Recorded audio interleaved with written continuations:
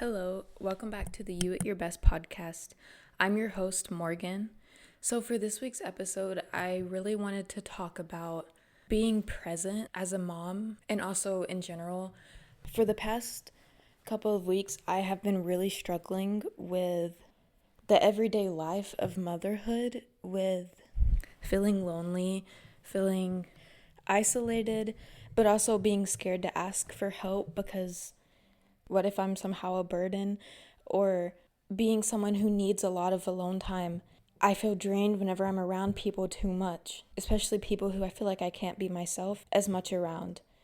And then I also feel drained whenever I'm by myself with my baby all day. And even though I love her and I love that I get to be with her, I only work 2 days a week.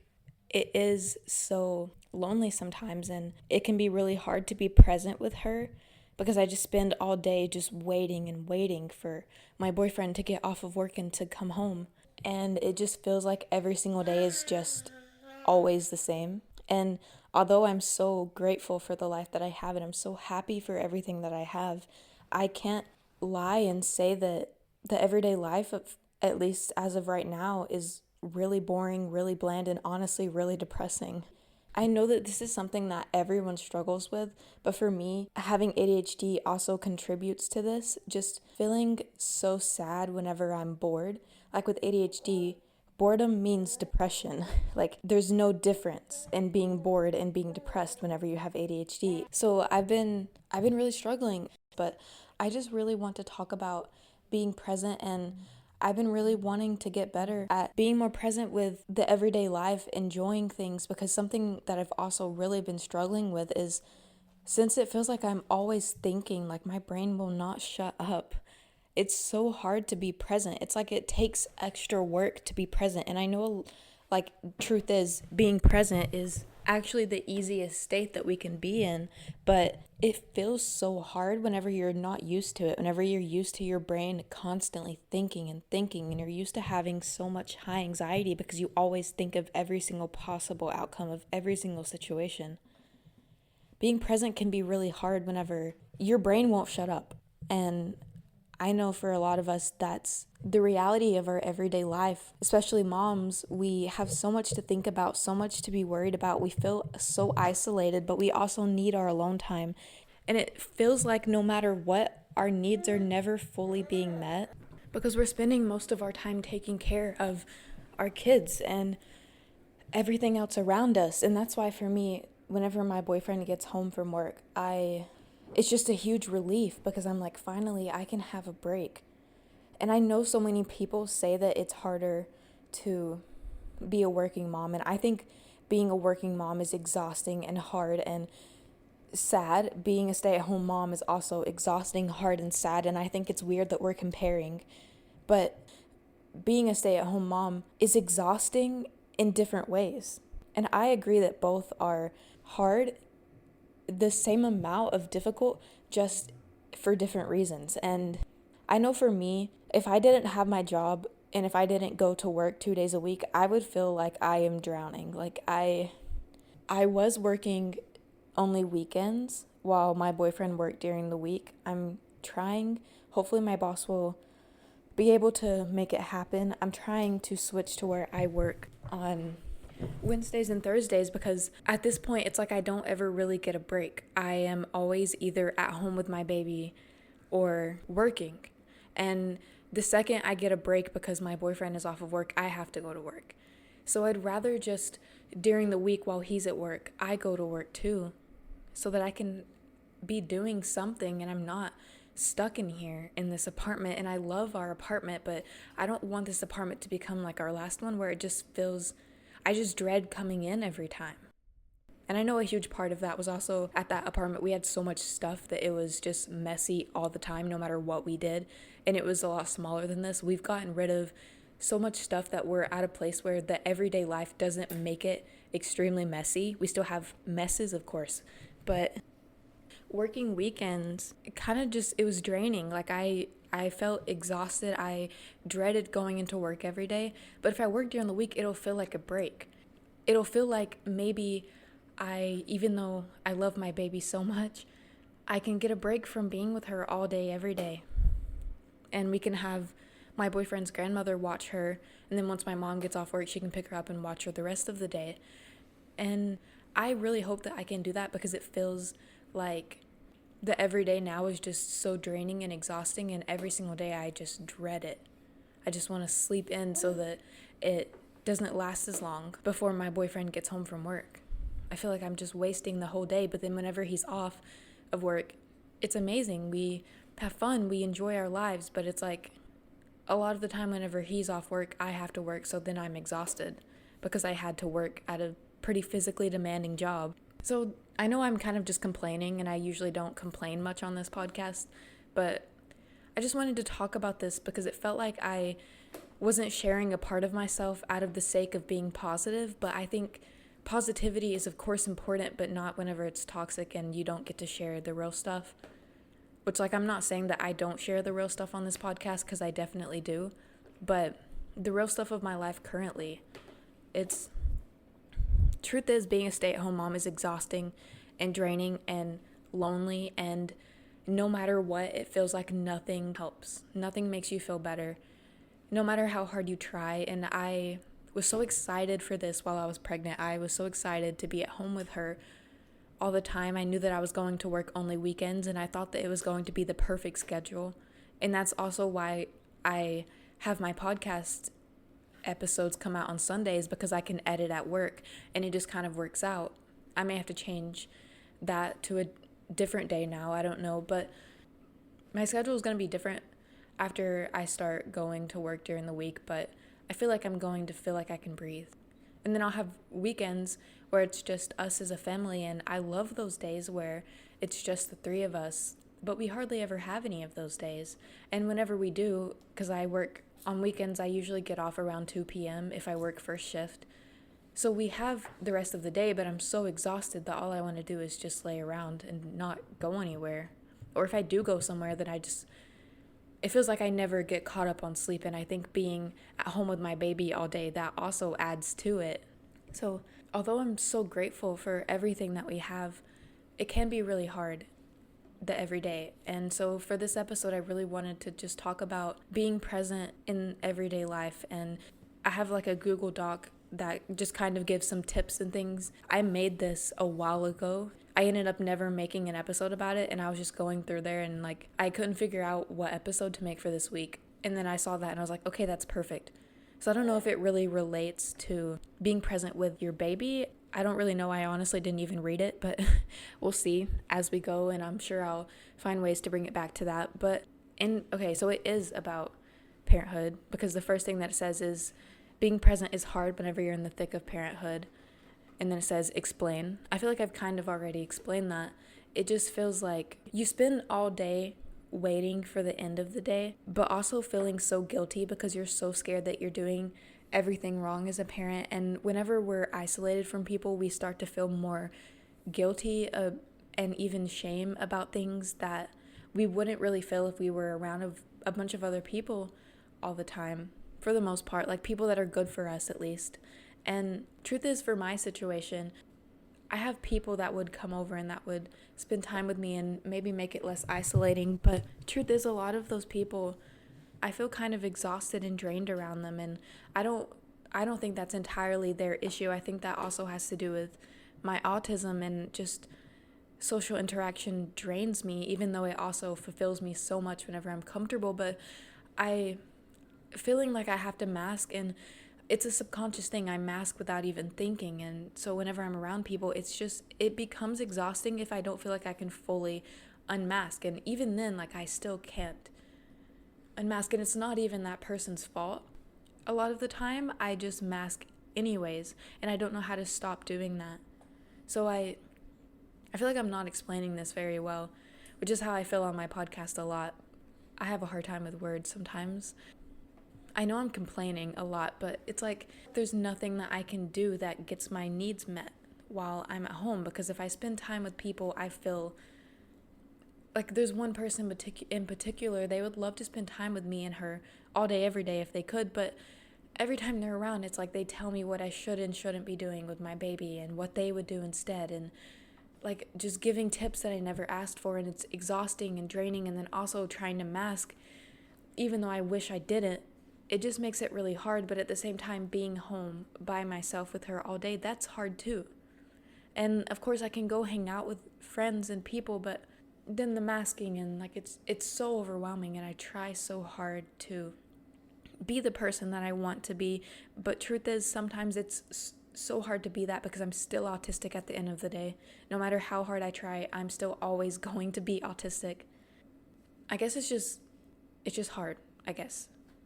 And I find myself really not wanting to talk about the positivity and like ending this episode with a positive note like I normally do, and talking about being present and stuff like that. Like, it just feels like I don't care.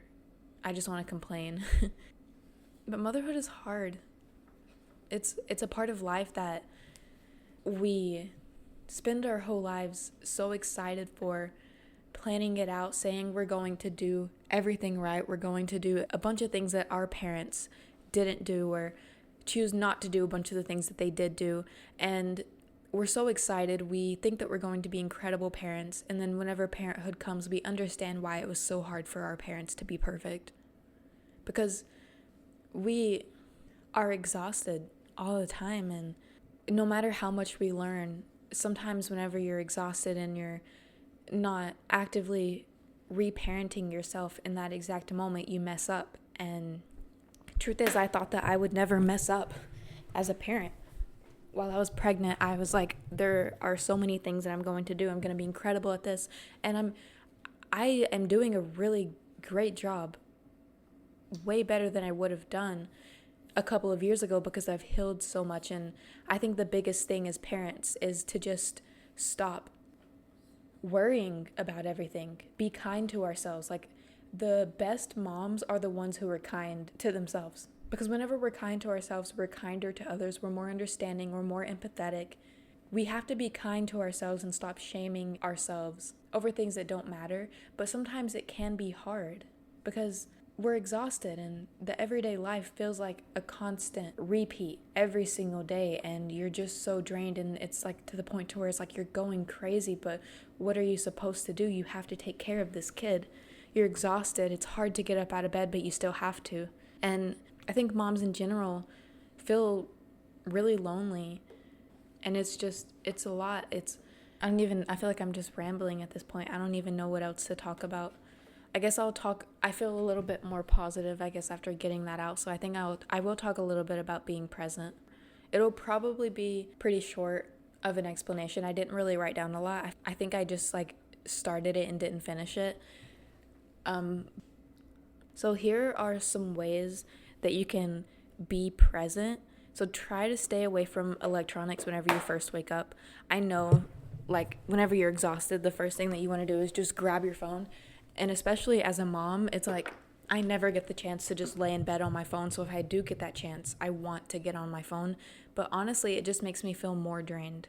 And like, there are times where it's like I take a break, so I'm just laying in bed, my boyfriend's taking care of the baby, and I'm just playing on my phone, and I love that. But first thing in the morning, if I'm on my phone or on electronics or like watching Netflix or something, it puts me in such a negative headspace, and then I find that I don't enjoy the rest of my day. So what I do instead is, even though it's hard to get up, I know that I have to do it anyway, so I might as well do something that makes my brain feel better. So I tried to get up and go outside while I'm feeding my baby. Like, first thing whenever we wake up, go outside. I don't do that every day. This morning, I was so exhausted whenever I woke up that I literally fed her, and then we went to her room. I brought a pillow and a blanket. I went to sleep while she played in her room. So I don't do it every day, but I always feel better whenever I go outside. And try to not bring my phone, or if I do bring my phone, play a podcast and don't get on it. Just listen to the podcast. And that's another thing for me. My brain is always going. So if I'm listening to a podcast, it really helps calm my brain down and quiet my brain so that I can just relax for a second. I can just focus on that podcast, and it really helps with that. And also it puts me into a better headspace sometimes whenever I'm just thinking and not really being present. Sometimes a podcast can help me transition into being more present. I listen to a podcast for an hour or 45 minutes, however long that podcast episode is. And then after that, it's a lot easier to be present with my baby. So really try to stay off of your phone as much as you can. I know that's impossible in today's world, but I know for me, days where I spend less time scrolling on Instagram or even looking at a million different clothing items that I want, I feel a lot better if I'm actually up and doing something and cleaning in some way, just to try to make my home feel more like a home rather than just sitting there. I usually feel a lot better about myself. I feel less bored, less sad. And I go outside a lot. We have a little swing for our baby and we have a back porch, so I put her in that, and her and I just sit out there, and I either don't bring my phone at all, or I bring my phone and only listen to a podcast and don't touch it. Sometimes I'll bring it if I know that someone needs to get a hold of me at that time, but truly I feel like our phones they've kind of ruined us as human beings. They've kind of just they've taken away a part of the human experience that is so important, which is just being present. That's one of the most important parts of life, just being present and enjoying everything that's happening and everything that's going on around you. But I feel like phones have really increased the chances of that not happening for us. And I'm not saying that phones and electronics and online things are all evil. I literally make my podcast online. If it wasn't for finding things online, I wouldn't have ever became the person that I am and healed as much as I have. But I think we overdo it, and that's something that I have really been trying to work on. I just really don't want to be that type of person anymore. I want to be more present in my life, because we're the happiest whenever we're not thinking and stressing and worrying or scrolling. We're just enjoying the moment without a thought, which I know is hard. And of course, if you have thoughts, something I've realized is that you can't just force yourself to stop thinking, because then you're going to be sitting there thinking about how you need to stop thinking, and it just kind of defeats the purpose. If you're thinking, let yourself think, but also just find one thing and focus on that one thing to help you stay present and grounded in the moment. For me, in my baby, it's really easy to stay grounded whenever you have kids, because they are always in the moment. They're not really distracted unless we're distracting them with the TV or something. But just really try to focus on one thing. If you don't have kids, if you're sitting outside, focus on a tree. If you see a tree that you like, look at all the little details of that thing. Something that I do if I'm not outside is I will look at my hand and focus on it, and focus on the different parts of it. Look at things in your home. You can do that trick where people say name 5 things in a room, pick a color, say pink, and then name 5 things that are pink, and just do stuff like that. It really helps you be present in the moment, because a lot of the time we can be so caught up in our heads that we don't even know what's going on around us, and we're not even aware. And same with being so caught up on our phones. And I've noticed that on days where I'm on my phone more often, it's really hard for me to be present. Okay, and this next one is spend at least an hour a day with your kid or kids uninterrupted. As moms, I know it can be really hard, and we feel so guilty if we're not spending a lot of time with our kids, and it can be exhausting. Sometimes we just want to break. Sometimes we just want to sit on the couch and do nothing and not play with our kids, or we want to do our own hobbies. And that's totally okay. There's nothing wrong with that. Do whatever fulfills you. That's what's going to make you the best mom, not spending hours a day with your kid. So aim for at least an hour a day. I know for me, a lot of the time it ends up being way more than that, because she's at that stage where she has a lot of separation anxiety, and she cannot be left alone for very long before she starts screaming. She's actually sitting here with me right now, playing with a toy and getting excited over it. That's what that noise is. But just strive for 1 hour a day. You do not have to do any more than that. And I promise you, if you use just that 1 hour of being with them with no distractions, no phones, just being present, playing with them however they want to play, I promise you that connection will not fade. If you spend the rest of the day doing your own thing, or doing your own hobby, or not giving them as much attention and being maybe a little bit more distracted, as long as you have at least an hour a day with them, they will feel loved. And I feel like an hour is pretty easy to strive for as a mom. Okay, another thing which kind of relates to phones, but stop going on social media so often. Stop doom scrolling. I know as moms, whenever we're home all day, sometimes it's all we can do. And like for me, sometimes whenever my baby is taking a nap, I will literally just sit down on my phone and just doom scroll until she wakes up. And I think it's okay to do that sometimes. I think it is a break. Some people say that getting on your phone and doom scrolling isn't a break, but if you're starting to feel overwhelmed, it's different. But if you're enjoying it, there's nothing wrong with that. But it's just whenever we're doing it constantly, we're spending so much time on our phones that like our baby is sitting right in front of us and we're literally just on our phone, not giving them any attention. And I don't want to judge anyone for that. I do that all the time. I really have an issue with my phone. My boyfriend and I, we both do that, something that we really struggle with. I think a lot of people in our generation struggles with phone addiction. But something that you can do that will kind of just keep your mind more present and in the moment. And it can be an exercise that you do to stay grounded. Just stop doom scrolling. Like, even if it's just like one time that you normally would be doom scrolling, you get up and do something else. Like do a hobby, do something that you enjoy. Because I know being at home with our babies and our kids all day, it's really hard and it's really exhausting and it's really draining, but it's also so understimulating. We have nothing to do but sit at home. And yeah, we can clean, whatever, get up and do chores, but even that, it doesn't feel very fulfilling. So find hobbies that you can do. And this isn't something that I wrote down, but like for me, after I get done with this podcast episode, I'm probably going to go in the bathroom, get ready, like do my makeup, because why not? Like I spend all day, every day in my pajamas at home.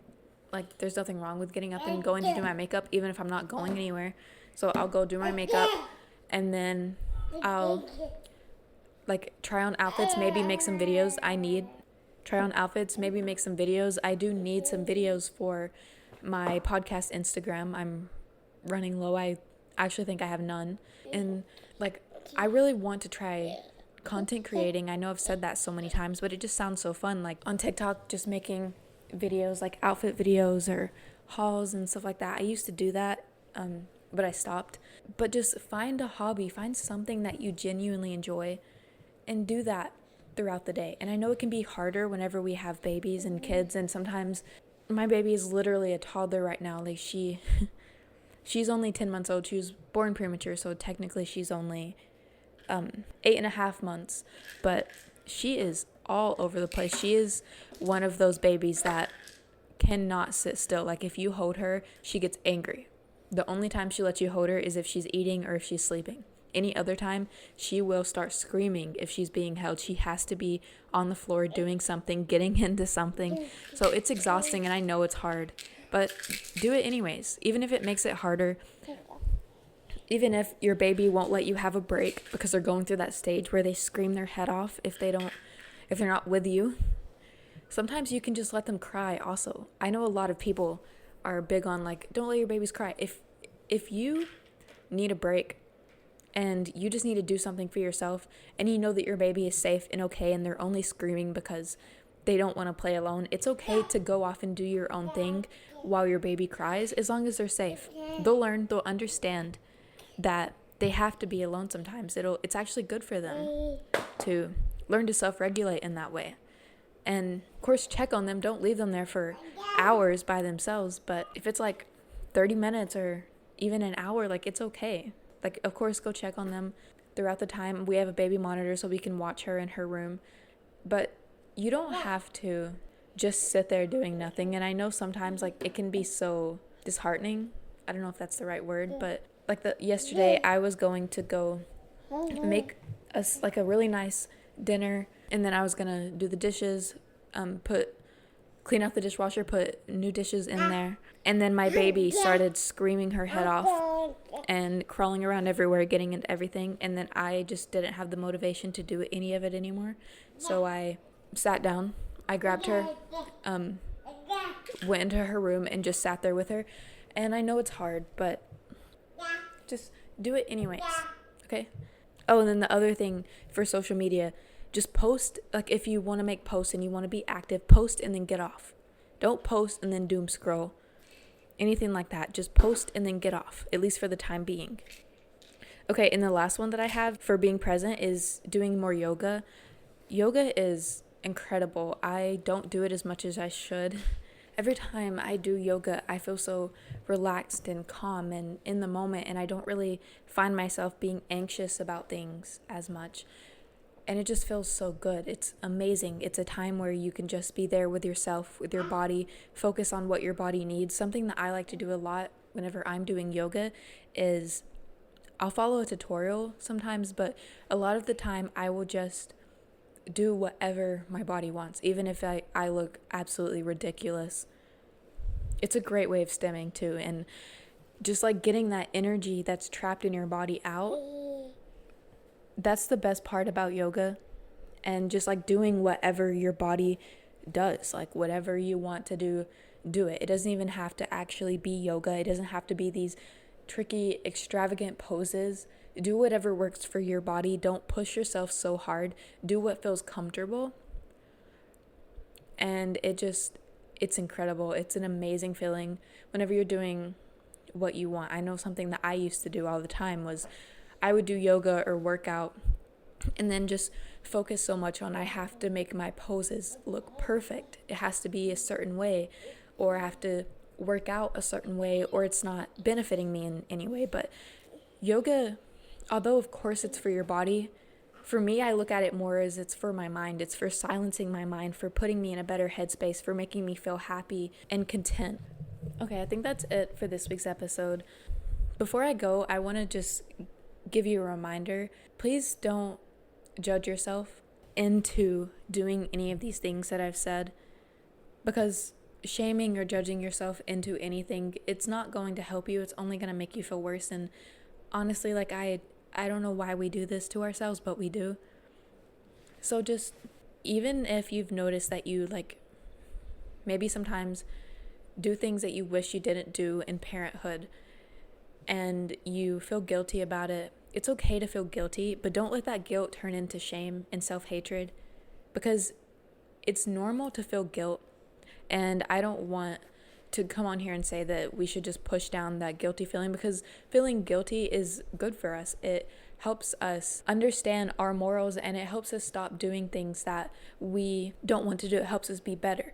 But if you let it turn into shame and self-hatred, you're just going to push yourself in ways that are not helpful, and you're probably never going to feel better or do better. And if you are doing better as a parent and you're being more present with your kid, or at least appearing more present, feel guilty about something, of course feel that guilt, of course process that guilt, but don't let it take over. And if you feel guilty and you need to take a little bit more time, take however long you need to start doing better with that certain thing. You don't have to pressure yourself to be better the second you start to feel guilty. You can process that emotion of guilt and remind yourself that if you're overwhelmed right now, that's not what your focus needs to be. Your focus needs to be on yourself and self-care and taking care of you. Your focus can be on fixing that thing after you are in a better headspace, because it's not going to really fix, honestly. And if it does, you're just going to be overwhelmed and exhausted, and it's just going to repeat itself. You're never going to be able to meet that standard that you put yourself to. Of course, you can meet that standard if you're taking care of yourself and you can be the person that you want to be. You can become closer to your higher self, but first of all, you have to take care of yourself, because none of that is going to come to you if you're being really mean to yourself. Thank you so much for listening. I'll see you next Sunday.